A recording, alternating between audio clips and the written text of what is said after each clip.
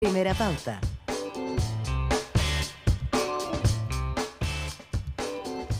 Bien, 8 de la mañana con 33 minutos estamos de regreso en Pauta de Análisis para analizar precisamente, como dice el nombre, los temas de actualidad. Y ya tenemos en línea ahí conectadas a dos viejos y queridos conocidos, porque siempre están colaborando con nosotros.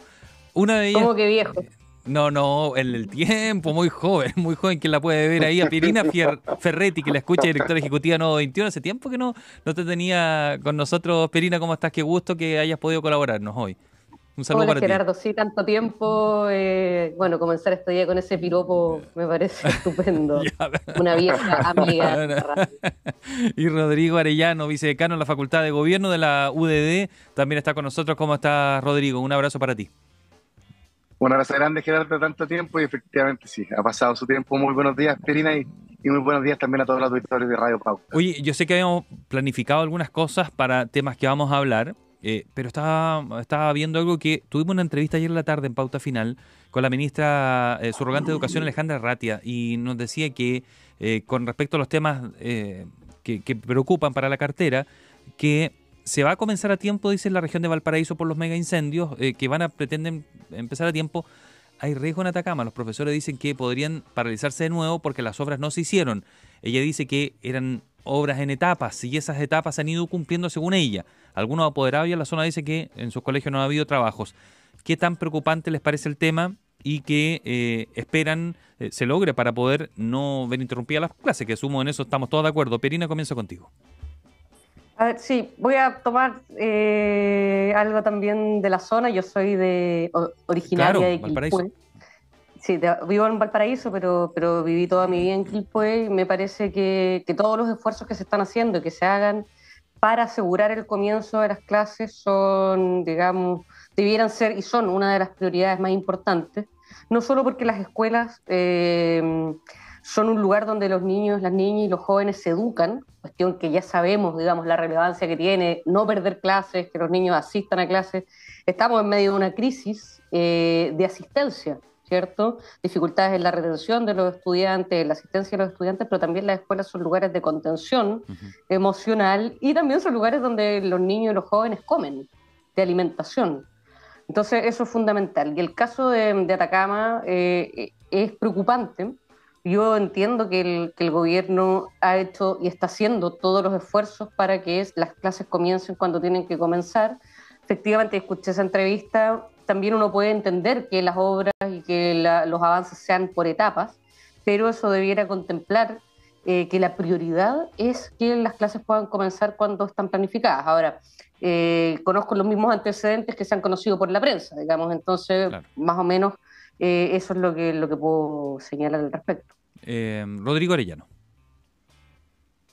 Fíjate que a raíz de uno de los temas que hemos planificado conversar, que era la muerte del expresidente Piñera, yo recuerdo que después del terremoto una de las prioridades que tuvo el país fue justamente levantar las escuelas, por lo que dice Pirina, no solamente por el papel que cumple a nivel educativo, sino que por el nivel de contención, por la ayuda a las familias, por el acogimiento, por la alimentación. Entonces, yo espero que estos 78 establecimientos educacionales de Atacama estén en condiciones de iniciar el año escolar. Ya vimos lo que significó el año pasado, casi 3 meses en que no hubo clase en esa zona, y los efectos colaterales a nivel educativo. Yo creo que sería dramático, una muy mala señal para comenzar un año escolar si esa región, que tuvo tantos problemas a finales del año pasado, no lo ha subsanado comienzo. Y en eso creo que en caso de no serlo así, me imagino que habrán responsabilidades administrativas y políticas que habrá que, en el fondo, hacer valer, pero los esfuerzos tienen que estar focalizados en eso. También me imagino que en el caso de Valparaíso, la región de Valparaíso, también tienen que estar en ello. Son lugares demasiado importantes para el desarrollo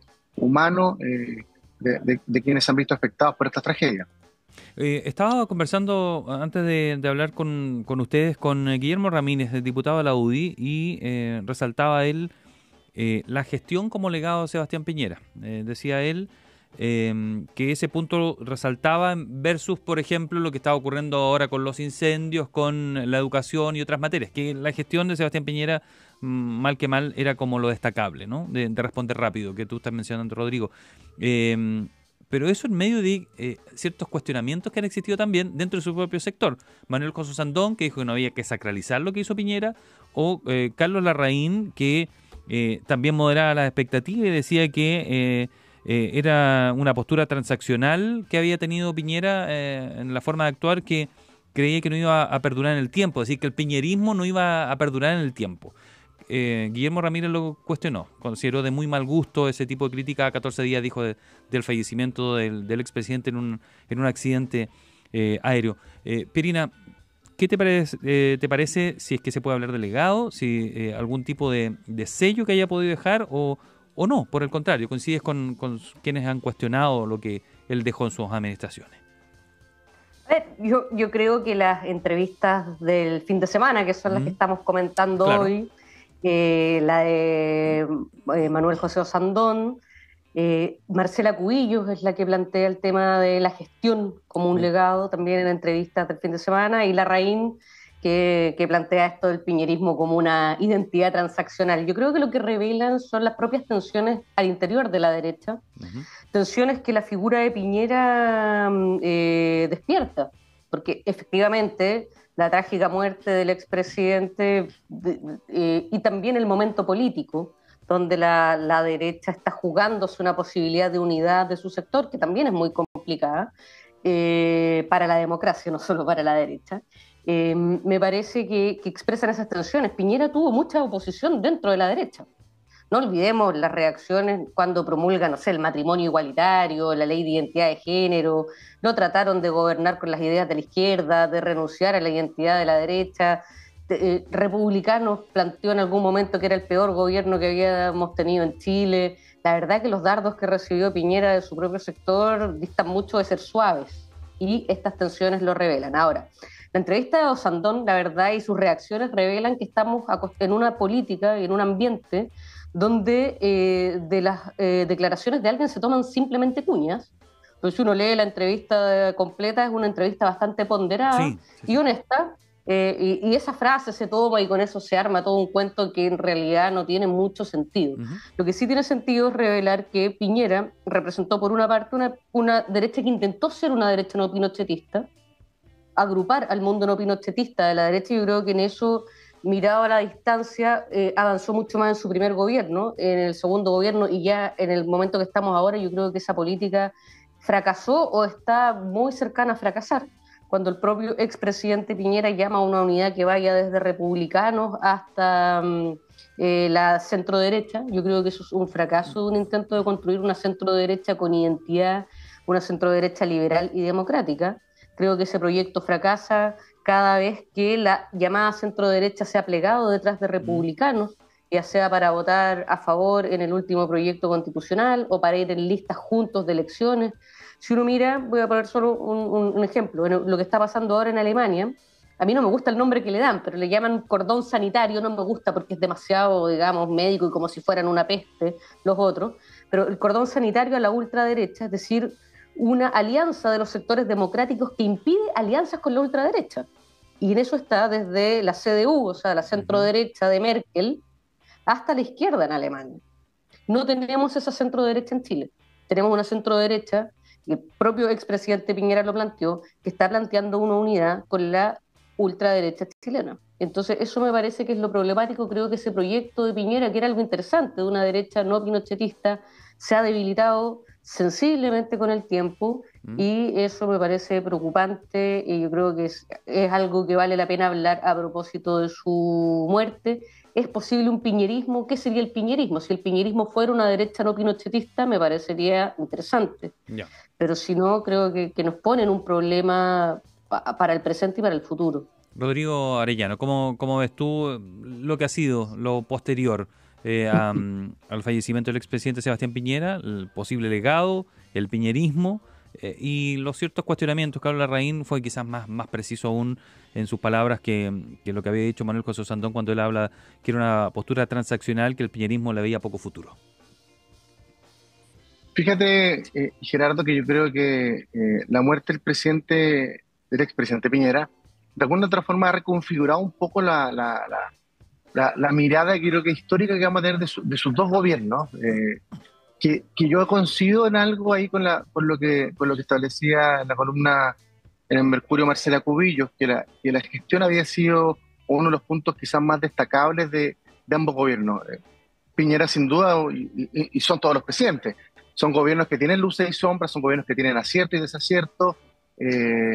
Piñera fue un presidente que incomodó a la izquierda y que incomodó a la derecha. O sea, yo creo que la izquierda Piñera nunca le perdonó haber sido parte quizás de su ADN, del no del año 88, y después haber sido el jefe de campaña de Vigi y haber sido el primer presidente de centro derecha que logra el mandato después de Bachelet. Ese es un pecado mortal que la izquierda jamás se lo perdonó, y con el tiempo quizás fue incrementándose los niveles quizás de odiosidad hacia su mandato. Y la derecha tampoco le perdonó ciertas decisiones. Pierina habla muy bien ahí sobre la ley de unión civil, el matrimonio homosexual, el cierre del penal Cordillera, los cómplices pasivos. Hubo varias señales que hizo que Piñera fuera un presidente que incomodase a ambos sectores. Bajo esa lógica, por cierto que dentro del análisis que uno tiene que hacer de un presidente están dentro esos elementos, en el fondo, sobre todo los políticos. Pero cuando hablamos de gestión, y ahora estábamos vinculándolo al tema de los incendios, yo creo que no cabe duda de que el gobierno del presidente Piñera estaba a una distancia importante del actual gobierno para tomar decisiones, riesgo, efectividad y de alguna forma avanzar en la reconstrucción de los problemas que se le presentaban. O sea, hasta el día antes de su muerte de tener una conversación con la ministra de Desarrollo Social justamente para darle orientaciones sobre cómo enfrentar los problemas de catástrofe. Ella llamó al expresidente Piñera, y una semana después un grupo de ex colaboradores se acercó a La Moneda con una propuesta concreta, con monto, o sea, un trabajo sofisticado que era lo que nos tenía acostumbrados el presidente Piñera en el tema de la reconstrucción, en el tema del rescate de los mineros, en el tema de cómo se enfrentó la pandemia, etcétera, etcétera, etcétera. Ahora, el legado del presidente Piñera, yo tengo la sensación que además de recordarlo como un presidente de una gestión eficiente y muy distante a la actual, que yo creo que eso es lo que marca quizás la diferencia y parte de esta cierta santificación que habla Sandón, que yo creo que Sandón aún no supera la derrota en la primaria presidencial, en la segunda primaria presidencial que le tocó enfrentar al presidente Piñera junto con Felipe Kast. Creo que uno de los legados relevantes, y ahí es transversal a todo el sector político de la centro-derecha, va a ser la cantidad de personas, sobre todo jóvenes, que se formaron en el servicio público, ministros, subsecretarios, jefes de divisiones, que creo que de alguna forma la imagen que uno lo vio en el funeral del presidente Piñera, ha despertado quizás un renacer de la inquietud de ellos por otra vez lo público, y a pronto de un proceso electoral, municipal, puntualmente este año, creo que quizás uno de los legados, más allá de que lo recordemos como eficiente, equivocado en lo político, va a ser la cantidad de personas quizás que trabajaron en su gobierno, más allá de los partidos políticos, que estén dispuestos a volver al campo de la lucha, la idea y de la gestión. Usted escucha a Pierina Ferretti, directora ejecutiva de Nodo 21, y Rodrigo Arellano, vicedecano de la Facultad de Gobierno de la UDD. El tema Crispi, ¿es tema de prensa o es tema real? ¿Es una creación de los medios? Me refiero a que se vuelve a reflotar con la entrevista a Carlos Contreras el fin de semana, ¿o de verdad es un tema no resuelto, es una mochila, como le han mencionado algunos, que el gobierno sigue arrastrando y no se la ha podido sacar? Ayer se ha sabido que se ha decidido separar la causa en el caso de Democracia Viva de Miguel Crispi, y van a tener que declarar. Ya el fiscal tiene que venir a Santiago a tomar la declaración a Javier Martínez y también al ex ministro Giorgio Jackson. ¿Hay una mochila allí o es una creación mediática para ti, Pierina Ferretti, este tema o esta polémica? No lo plantearía como una creación mediática, si bien es cierto, la entrevista del fin de semana a Contreras estuvo muy bien puesta en el timing, ¿cierto? Porque esta semana se les iba a tomar declaración a Crispi, Jackson y Martínez. Entonces, por supuesto que ahí hay una oportunidad de darle un vuelo mediático a un tema que más allá de lo mediático es, digamos, una investigación que está en curso, ¿ya? Y es importante que esa investigación se realice, se aclaren las responsabilidades, y yo creo que lo que tiene que ocurrir es que esta investigación dé los resultados que tiene que dar y aclare los puntos que no están, digamos, que quedan oscuros para la opinión pública. Y tanto Crispi como Jackson como Martínez y bueno, otros involucrados en este caso han mostrado su disposición para declarar ante la justicia. Me parece que es lo que tiene que ocurrir. Todos los ciudadanos tenemos que estar disponibles para entregar los antecedentes, para declarar. Y cuanto antes esto se aclare, me parece que es mejor. Efectivamente, no es un buen pie, ¿cierto? Que el jefe de asesores del presidente sea permanentemente cuestionado por este tema. Entonces, me parece que mientras antes esto se aclare es mejor. Y desde luego señalar que la continuidad o no en su cargo, la evaluación de su trabajo es algo que le compete al presidente, no me parece, van a empezar las presiones y yo no creo que tengamos que naturalizar y que tengamos que dejar pasar así tan fácilmente que miembros de la oposición intenten pautear al presidente de la República y decirle, si usted mantiene, porque esto pasaba, por ejemplo, con Giorgio Jackson, si usted mantiene a Giorgio Jackson en el gabinete, nosotros no estamos disponibles para discutir la reforma tributaria o la reforma de pensiones. Me parece que llegar a cuestiones así no debiera ocurrir. Pero hay algunos en el socialismo democrático que también están con esa idea, que quizás sería, desde el punto de vista político, más sano que Crispi ya no estuviera allí. Me parece que son opiniones. Efectivamente es, digamos, una opinión válida que miembros de la alianza de gobierno sostengan que un asesor, digamos, de tan alto rango en el gobierno que está, digamos, cuestionado, no sea, digamos, la mejor idea. Por supuesto que es una opinión, pero yo creo que en este caso, sobre todo en este caso, donde hasta este momento por lo menos no hay, ¿cómo es que le llaman en derecho, digamos? Hasta el momento tenemos opiniones, que era lo que se decía ayer. Sospechas, opiniones, lo que Carlos Contreras no entrega antecedentes, entrega sospechas. Yo creo que le ocultó información al presidente. Basado en cuestiones tan débiles, me parece que no son razones para remover a un asesor de tan confianza del presidente, porque la verdad que aquí los antecedentes que se han entregado son débiles, son muy débiles y no me parece que se le reste la confianza a una persona ante evidencias tan, digamos, tan débiles. Rodrigo Arellano. Coincido, Karina, en varios puntos, pero discrepo también en algunos que son quizás más esenciales. Yo creo que efectivamente la entrevista con Contreras el fin de semana aportó bastante pocas novedades, salvo cuestionar directamente y señalar que Crispi técnicamente habría mentido, pero aquí hay dos elementos. El jefe de asesores del segundo piso del presidente de la República está para cuidar al presidente de la República, para prever los escenarios, y no para que lo estén protegiendo a él. Cuando esa persona, cuando traslada el rol a otro gabinete o al propio presidente, empieza a perder la naturaleza por lo cual está puesto ahí.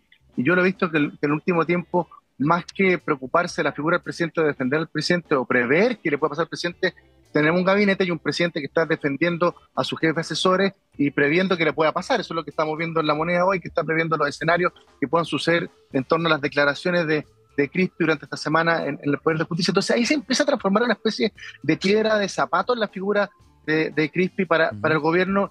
Y tú lo dijiste muy bien, esto no ha sido sindicado o no ha sido responsabilizado por parte de la oposición. Aquí parte del socialismo democrático ha cuestionado la permanencia del jefe de asesores en el gobierno. Y quizás una de las responsabilidades también en este tema no solamente es quizás algún error comunicacional o este cambio de funciones, que quién defiende a quién o quién se anticipa a quién. Recordemos que Crispi fue citado a la comisión investigadora en el caso Convenios en la Cámara de Diputados y se negó en un par de oportunidades con motivaciones bien diferentes y con las justificaciones bien distintas, y finalmente tuvo que ceder ante dictamen de Contraloría para concurrir. Entonces aquí tampoco vimos esa cooperación inmediata de despejar cualquier tipo de duda. Él abrió espacio para esa duda.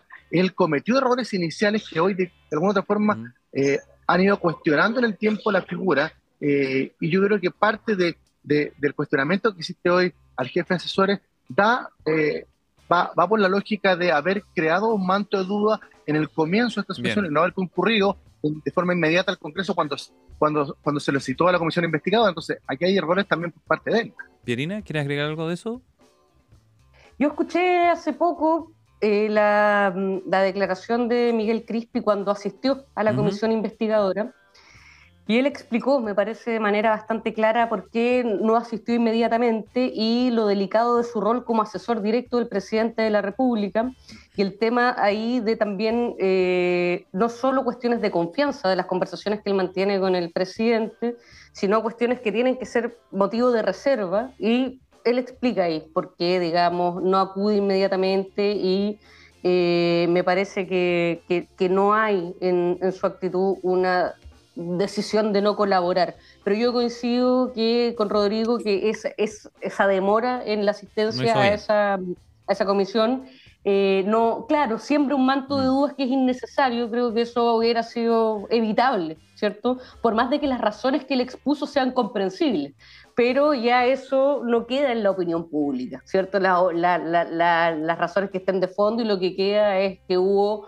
una demora en contribuir ahí.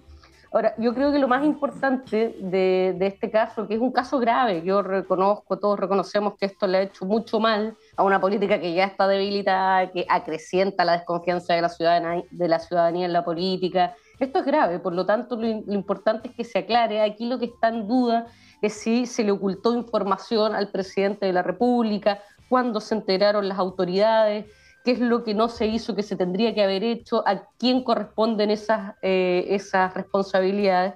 Me parece que eso es lo que tiene que aclararse, ojalá pronto, para que este manto de dudas que se ha extendido se aclare, ¿cierto? Pero eso es lo que me parece que es central. Ahora, hay un daño que ya está hecho, que va a costar reparar, ¿cierto? Hay una duda sobre, incluso que afecta más allá del gobierno y la política, a las propias fundaciones. O sea, yo que soy parte de una fundación, es un efecto que todavía sigue. ¿Tú en qué trabajas? No, trabajo en una fundación, y te miran con cara de presunta apropiadora de recursos públicos de manera indebida. Bien. Entonces yo creo que esto hace un daño también a la sociedad, a organizaciones de la sociedad civil, y por lo tanto es bueno que se aclare, que rápidamente conozcamos los resultados de esta investigación. Pierina, te damos las gracias a ti, directora ejecutiva de Nodo 21, Rodrigo Arellano, vicedecano de la Facultad de Gobierno de la UDD, por tener esta disposición a estar con nosotros hablando de los temas de actualidad. Sabemos que tienen sus propias tareas que hacer, algunos estarán en vacaciones, han dado una ventanita, así que de verdad se lo agradezco enormemente con su voluntad con nuestros auditores aquí en Pauta de Análisis. Un gran abrazo para ambos, jóvenes columnistas. Muchas gracias, Gerardo. Ahí sí, muy bien. Jóvenes columnistas. Me encantó. Un abrazo grande, buen día. Que esté muy bien. Buen día, Pierina.